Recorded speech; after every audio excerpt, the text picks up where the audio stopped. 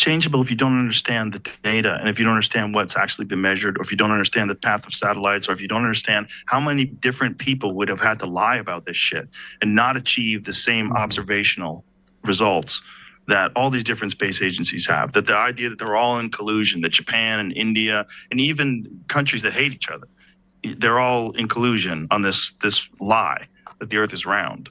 Well, it seems much more likely that there's a bunch of people with schizophrenia that think that the Earth is flat, and they make these YouTube videos where they're very compelling because they're articulate and they use great words and they say it all in a nice way without being challenged by real facts along the way by someone who actually has studied this their whole life. Right.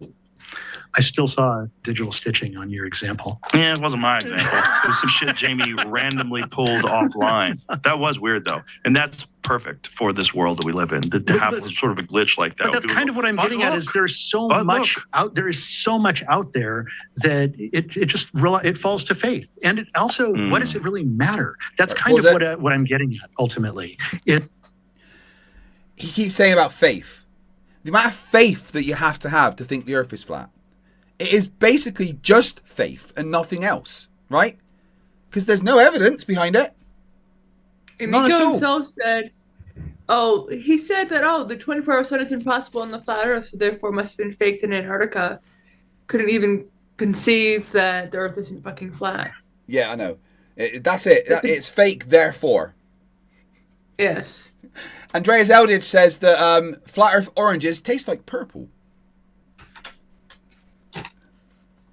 Ew. That's not what oranges should taste like. 19 minutes left, guys. You got this. Borg says, can we get shirtless guitar playing in the last 19 minutes? No, it's a bit late for me to play guitar. I've just got the lease to my house, and I don't want to piss off the Karens right now. Even though they're fucking Karens, and fuck them sideways with someone else's barge pole. With a rusty nail.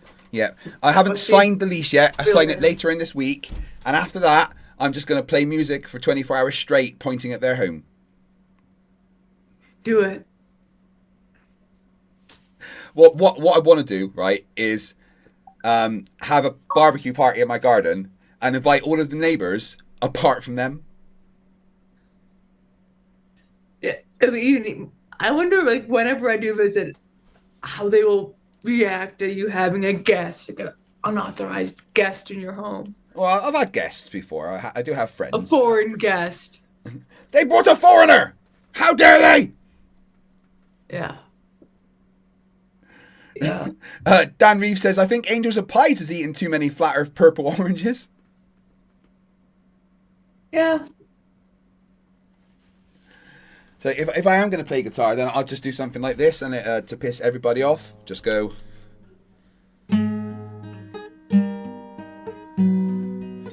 No, that's one of the forbidden riffs. No! No stairway! That and Freebird are two of the forbidden riffs. That and what? Freebird. Oh, Freebird, yeah. Yeah. Okay, what does all of that really matter? What does it So I just said play. matter to anybody that there's a cabal of 8,000 plus people who are secretly controlling the world and doing occultism and drinking baby blood? What does it really matter as long as you can just have your daily pint? This is a very different subject now. We've shifted. You've moved away from the concept of the Earth being flat, and it's a giant lie that's promoted by a huge group of people that aren't even connected in any way, shape, or form, to evil people that are involved in cult-like rituals, which has, by the way, always existed.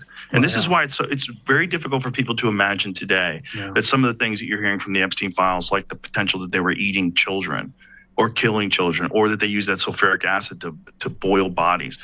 We don't want to believe in evil that is that deep. But in my opinion, if you can find out that evil is real, right? Evil most certainly is real. There's evil acts that we have documented all throughout the world. There's evil that the cartel does. I just watched a video where the cartel chopped this guy's head off and put it on a drone and flew it over to where the other cartel was. They probably thought that was funny. They probably thought it was funny. Having a good time. That's clearly that's sick. Evil. There's plenty of... That's just sick. I think that might be the end of the Flat Earth talk, though, to be honest. So, Probably, yeah. Maybe we should stop playing Rogan then, so they don't do that to me anymore. Stop, sure. So Rubiks, I want to just take a minute as you're here to give you more thanks than I have words for what you've been doing for me. Like I have not been in a good place the past 18 months. I've struggled mentally and physically, and things seem to be getting worse and worse. My mum passing, my father-in-law on the way, so issues with NHS, losing my home, having to get a new one, then having shitty neighbours again. In general, my life has been a fucking big struggle. And you have been a bit of a glue that has been held me together. And I want to, in front of everyone that's watching, with all of my heart, say thank you. And I could have not got through without you. Without you, right now, I would have deleted my channel and walked away from YouTube. All right, so you have saved FTFE, and I want you to know that you are important to me, you are loved by me and my community, and it means the world for what you've done, okay? Yeah, I'm glad to be a part of it. Yeah. And the internet would be a lot dumber without you in it, so don't delete your channel, please. No, I've been told I'm not allowed to eat my channel. Delete my channel. Don't eat your channel, Craig. Nom, nom, nom, nom. Is that how you became fat in the first place? Yeah, just get eating YouTube channels. Oh my god. Yeah. I wonder if Cece's posted any new videos. It's not a Friday, so probably not. It's funny that he's basically blocked me from phoning him, right? Yeah. I called him fine, but he's probably going to block my number because I mentioned you when I left a voicemail. Plus, I have 666 in my phone number, so I think that scares most of them off. It scares like normal people off too. Freaks people out. I'm gonna try giving him a call, see if it maybe was just a glitch.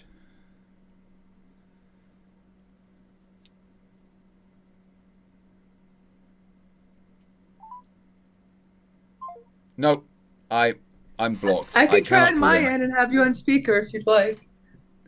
If you want. Let's do it. Cece has posted 1,087 videos. I am going to use a different phone number. Yes. Let's see.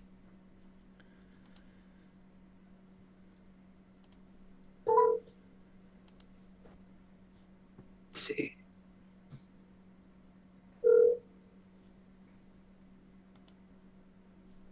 I don't think he's gonna pick up. Sorry, no one's here to take your call. Please Oh, leave your name. bless. I'm just going to play my favorite CC video. Good morning, good evening, good afternoon, wherever you may be. Well, same day, same time.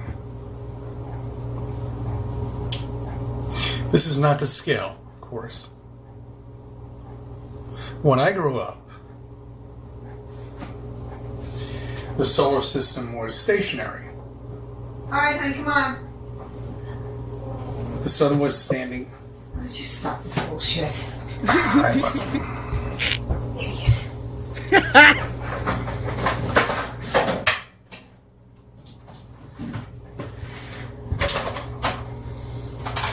Shouldn't you give me like 5 minutes? No, you've had it all morning, and I'm just freezing, and I'm hungry, and I'm trying to stop in the house.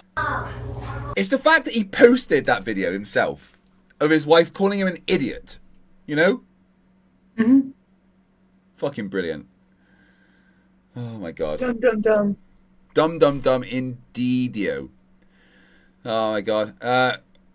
So guys, it's been an absolutely incredible 55 hours and 40 minutes.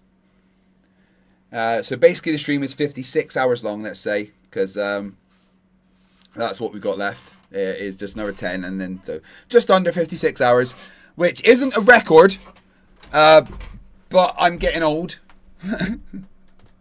My body hurts.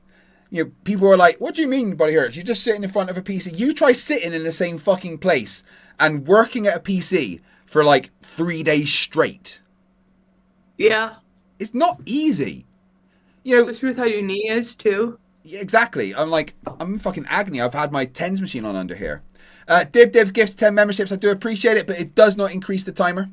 But thank you very much for the memberships. That means the world. Very much appreciated. It will not make the time go up because when it got below 3 hours, the adding time function was removed. Bruce Wayne says, it's bullshit! CC. Yeah. It's all bullshit. Crazy man shouts at Sky. More at 9. Yeah. Next, Paul Sherber says, next time you need to do push-ups while doing a marathon stream. Well, I've done about 100 odd push-ups whilst doing this stream, but do you mean do push-ups for the entire stream?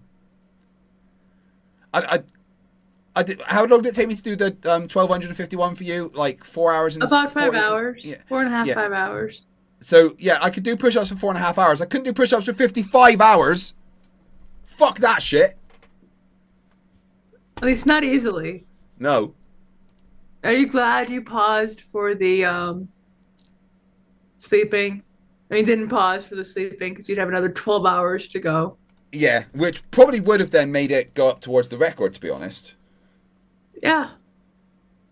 So what, 56, 66? Yeah, it would be around the record if it had gone up. If I paused it whilst I slept, and I did last time when I did the record, I did pause it whilst I slept. So I mean, I've basically done the same amount as the record. And I can't. When you had the record, didn't you? You had 3 sleeps when you had the record too. Yeah, because it just kept Those fucking been going. 18 hours. Yeah.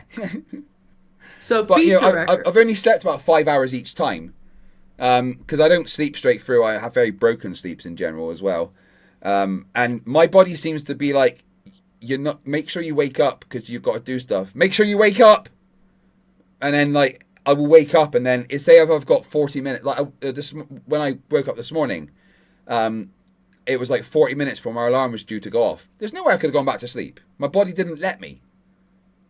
Yeah, my body does that. At least it's not waking me up at 3 in the fucking morning every day now. Well, that's good. Although, that's what humans did. It wasn't until the invention of like gas-powered lamps and the 8-hour workday that humans just slept for 8 hours at night. What would happen normally is humans would go to sleep, say, 10 o'clock in the evening, and then they would get up at 2 p.m. At 2 a.m. rather. And then do whatever for a couple hours, some housework, meet with friends, have some drinks, and then go back to sleep about 6 or 7 for a few more hours. That was the normal thing that humans did for all of history. It's only in the past couple of 100 years, since the advent of the 8-hour work week, and then it was gas-powered lamps that kind of mainly started it, that we have done the whole sleep once for 8 hours thing. My cat is demanding attention and food. I can hear it. Give me food, bitch! Like, I don't know if you can hear me, super vocal, but never when I have company over. No, I barely said a thing while I was there. He's always so vocal, except when I have company over. He gaslights me. Yeah, dick. I don't know if you can hear him now. I can, yeah. Well, guys, we are coming to an end. In about 2 minutes, I'm going to play the outro song and say goodnight.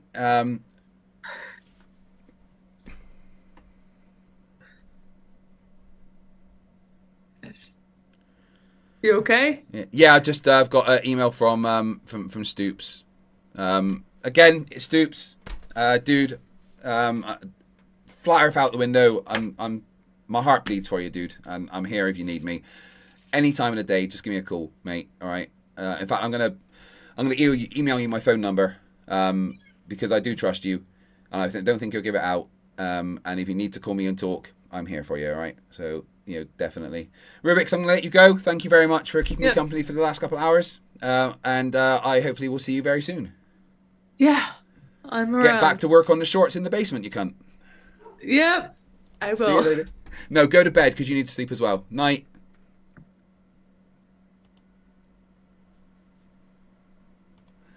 Right, everyone. It's been fantastic. Thank you very much for everything. it's about time to finish. But before I do, we need to ask a very important question. But first of all, I'm going to say I'm over the moon with the support. I already had a cry earlier after Stoops, so I think I'm cried out right now. But maybe I choked up a little bit. But thank you all for everything. Thank you for watching. Thank you for supporting. Thank you for subscribing and letting me be a part of your life. Wait, no, that's Chris's thing.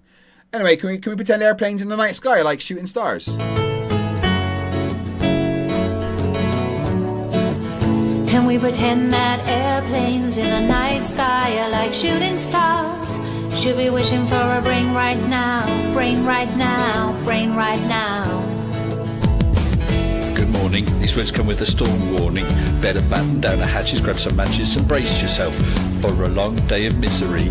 YouTube has given me the power to reach up into the sky and show you all that we live on the ball. I bring you science that's comprehensible. Your view is indefensible. You're reprehensible. Go on, Mr. Sensible. When I was young, I never thought I would be here to see this. A pile of random nonsense dressed up as bulls. Your ignorance will be the death of us all, like running headfirst full speed into a wall. You could always read a book, buy a telescope, set it up and take a photo of the moon, or just be a buffoon. I send you in a balloon up to the stratosphere on page 3. You're a few fries short of a happy meal. You're dumber than a box of hair. The wheel's spinning but the hamster's dead, and you're as smart as bait. You forgot to pay your brain bill. You're missing a few buttons on the remote control. 24 cents short of a quarter. You're surfing in Nebraska. You're as bright as Alaska in December, and you fell out of your family tree. You don't have all the cornflakes in one box. You got an IQ of 2 and it takes 3 to grunt. The elevator doesn't go all the way up, and there's a vacancy on the top floor. Your antenna doesn't pick up all the channels. You're several nuts short of a You're Mr. fruitcake. Sensible, calm down, don't go too hard. You don't need the hard Siberian Flerfs in your backyard. You're a man of science, poise and grace. Mage 2 did everything to wipe the grins off the face. So Nathan, get away from those kids. The world is not flat and it doesn't have a lid. Recognize the differences between the textbook and the Bible and control yourself. Lay off your slander and your lies. You're a bunch of knobs poisoning the world of the youth, spreading lies that you like to claim as knowledge and truth. Stop spreading fresh bullshit like the butter on your bread. Maybe a musical assault and knock some sense into your head. I hope one day you'll hear these lyrics and smile, and you realize you used to be a 40-year-old child. Now it's time to wake up, open your eyes and see, and acknowledge the existence of. You're a few clowns short of a circus. Your phone is off the hook. Your sewing machine is out of thread. You're on foam and no beer. You don't have all your dogs on one leash. An intellect rivaled only by garden tools. There's no brain in your silo, and your skylight leaks a little. Your belt doesn't go through all the loops. You couldn't pour water out of a boot without instructions on the heel. Your slinky's kinked, and you're proof that evolution can work in reverse. A few feathers short of a whole duck, one fruit loop short of a full bowl. Airplanes in the night sky are like shooting stars. Should be wishing for a brain right now, brain right now, brain right now. Can we pretend that airplanes in the night sky are like shooting stars? Should be wishing for a brain right now, brain right now, brain right now. You thought it was over? Well, I'm still standing while you're swinging, flinging feces, talking shit just like the human centipede. You got the mind of a chimp, and I'm here to expedite your shore leave. Cause I'm a seaman, but not the kind I writ up on your mum's gums. I'm the kind that sailed submarines and fired guns. I could float a boat across the ocean with my eyes closed, circumnavigate the globe with a compass and a bag of sausage rolls. Well, all you can do is nibble on your toes. I'll smack you with the hose that you call the water level. Sit and swivel, you nasal gazing muppet. You can stuff it harder than the wallet stuffed by Warren Buffett. And I don't care about your sauces unless you're serving them, and I don't care about your lines unless you're curving them. Now step away from me, you're sucking up my oxygen with the vacuum where your brain should be, you dumb fuck. Thank you everyone for an incredible 56 hours. I'm going to go and chill and then go to bed. I love you all. You have been incredible. The support is amazing. And I will see you all in the next stream very soon. Timer's at 0. Stream has ended. Remember, stupidity's not a right. Fight the flat Earth. We're living on a disk, floating through space, with a tiny sun.